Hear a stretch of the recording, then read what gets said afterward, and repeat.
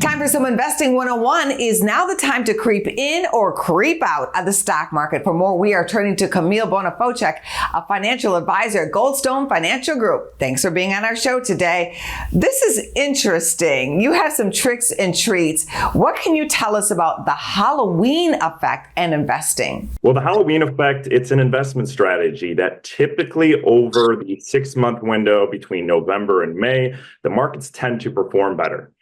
This is becoming a more and more popular strategy. For example, over the past year, markets have returned from November until the end of April around 5.3%. Whereas we look at that 6-month window after, markets have returned on average roughly 2.4%. That is so fascinating. Although the market has had a really terrific run this year, what do you think are some other tricks? Absolutely. So, when we're looking at this over the long run, there's going to be a lot of different variables. Like, for example, right now we have an election year coming up. We also have the decrease in interest rates. But when we are looking at this, and most investors should be asking, what is their long-term strategy? They shouldn't be more focused on these short-term variables, looking at timing the market, but more just holding their positions and looking at this in the long run. What mistakes do you see investors making sometimes? Well, no two investors should be investing the same way.